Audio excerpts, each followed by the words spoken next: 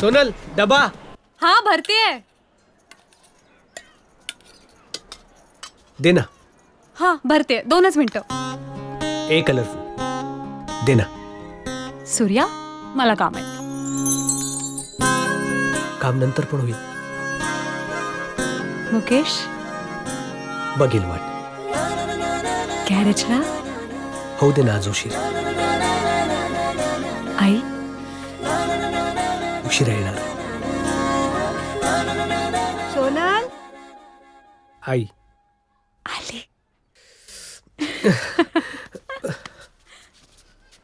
अरे तू अजून गेला नाहीस गॅरेजवर?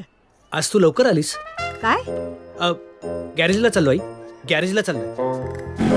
अरे लवकर आलास तू आज. सूर्या अरे डबा. सूर्या डबा रोज कसा काय विसरतोस तू? ट्रेन की रफ्तार और हाथी की चाल कभी नहीं बदलती. काय? अगं मी रोज डबा नाही विसरलो तर तू गॅरेजवर कशी येशील? तुला ना के मुकेश. हाँ? कल 8 नंबर की सुरेखा मिली थी. तूने उसको छेड़ा? अरे नहीं भाभी, वो बहुत दुबली है ना. सूर्य बोला उसको बोल एचके बेटी. म्हणजे हाडाची काढ आणि ए सूर्या मुकेश बोलतोय ते खरं आहे. मला आत्ताच्या आत्ता सांग. तू त्याला असं बोलायला लावलं?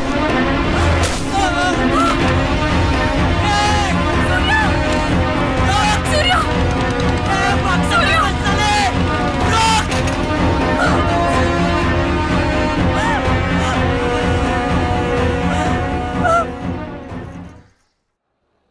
तुझी कोणाबरोबर दुश्मनी नाही. आणि तरीही तुझ्यासारख्या साध्या मेकॅनिकवर बंदुकीने हल्ला होतो. सूर्यकांत शिंदे तू असाच गप्प राहिलास ना तर तुझ्या त्या मारेकऱ्यापर्यंत आम्ही नाही पोहोचू शकत. मी पुन्हा विचारतोय, तू ओळखतोस त्यांना? नाही साहेब. बरं त्यांचं वर्णन तरी करू शकतोस? हो साहेब. पुरोहित लगेच स्केच आर्टिस्टला बोलून घ्या आणि तो जसं वर्णन करेल तसं स्केच काढून. हो सर.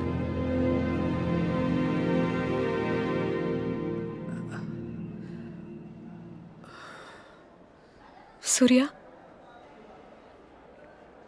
आपण मुंबई सोडून जाऊया. आणि माहित नाही पण मला इथे नाही राहायचंय. सोनल हे बघ सूर्या, बाबांच्या अंत्यविधीच्या वेळेस जे काय झालं तेव्हा तूच म्हणाला होतास ना की हे सगळं व्यवस्थित झालंय, आता काहीच टेन्शन नाहीये. सूर्या माझी शपथ घेऊन सांग की त्यावेळेस तू माझ्याशी खरं बोलला होतास. हो. अरे मग ही माणसं आज का आली आहेत परत? कोण आहे ती माणसं? मला खरंच माहित नाहीये. सूर्या मला काय करायचंय काही कळत नाहीये रे. तुला काय झालं असतं तर मी काय करायचं होतं? आईनी काय करायचं होतं?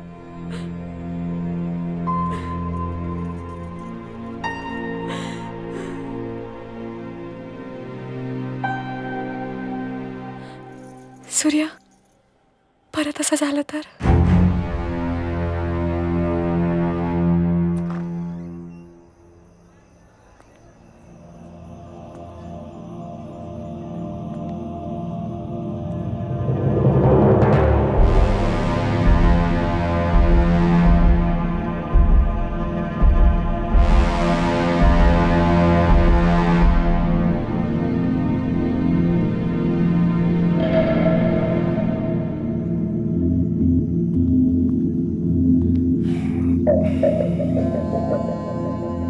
ताडीने नाही पाठवलंय.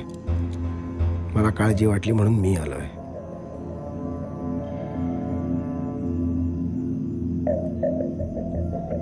ये चाळीत. कोणाची हिंमत नाही होणार तुझ्याकडे डोळे वर करून बघायची. आज तुझ्यावर हल्ला झालाय, उद्या तुझ्या घरच्यांवर पण होऊ शकतो.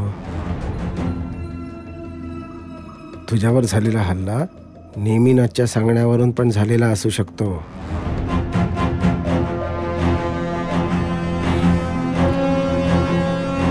तू मारू नको ना कोणाला, मर्डर नको करू.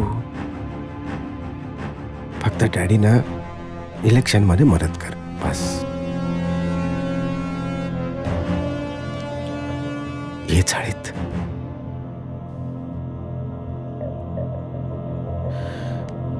बघ ठरव. आपल्याला आपल्यापेक्षा आपल्या घरच्यांच्या जीवाची जास्त काळजी असते, तेव्हा बऱ्याचदा आपल्या मनाविरुद्ध काही निर्णय घ्यावे लागतात. तसाच मीही घेतला, दगडी चाळीत जाण्याचा. गुन्हेगारी जग हे एक चक्रव्यूह असतं, त्यामुळे ज्या गोष्टींपासून लांब पळत होतो त्याच फिरून फिरून माझ्या समोर येत होत्या. मी डॅडींना जॉईन झालो, पण फक्त इलेक्शनचं काम करायचं या एकाच तत्वावर. सगळ्या प्रचार सभेचं बुकिंग झालंय. फक्त भायकाळा मार्केटमध्ये जी रॅली होणार आहे तिचं लोकेशन चेंज करावं लागेल. का? आमदार भोसलेंची रॅली त्या दिवशी तिकडनं जाणार आहे. मुद्दाम करतोय माधरपाट. एकदा येऊ दे टप्प्यात, उडवतोच साल्याला. डॅडी, आपण काय पण चेंज करायचं नाही. जे काय करायचं ना त्याला करू दे. आपण काय पण करायचं नाही. ऐकलं तर ठीक, नाही तर ठासतोच साल्याची बरोबर. मला असं वाटतं की आपण त्या दिवशी लालबागच्या मार्केटमध्ये रॅली काढावी. म्हणजे गणपतीचे दिवस आहेत, गणेश गल्ली, लालबागचा राजा, बरीच गर्दी असते. आपल्याला फायदा होईल त्याचा. याला म्हणतात डोकॅलिटी. तो डायमंड मर्चंट नरोत्तम दास फुकट नडतोय, पैसे देणार नाही म्हणतोय. आता त्याला कसला उतालाय? पोलीस प्रोटेक्शन घेतलंय त्यांनी. आता हे लोक पोलीस प्रोटेक्शन घ्यायला लागले तर इलेक्शनसाठी फंड येणार कुठून? डॅडी, फक्त तुम्ही आवाज द्या. त्या ठोल्यांच्या गर्दीत घुसून ठोकतोच साल्याला. एकाला उडवलं ना तर बाकीचे बरोबर असे पैसे दारात आणून ठेवतील. मामा, आपण आता पॉलिटिक्स मध्ये उतरलोय, समजलं ना? खोपडी गरम नाही ठेवायची, शांत डोक्याने काम करायचं, डोकॅलिटी वापरून. काय सूर्या?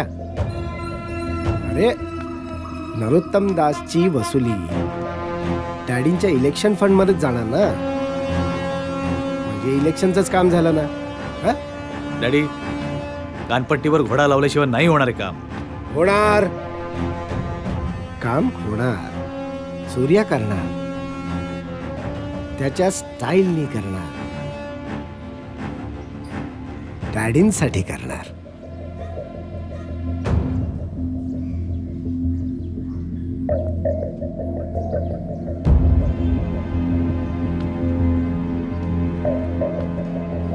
इलेक्शन फंडच्या नावाखाली वसुलीचं पहिलं काम माझ्या थोपलं गेलं. इलेक्शनच्या काळात डॅडींच्या पॉलिटिकल इमेजला धक्का बसू नये म्हणून नाईलाजाने मी नरोत्तम दासचं काउंटडाऊन सुरू केलं.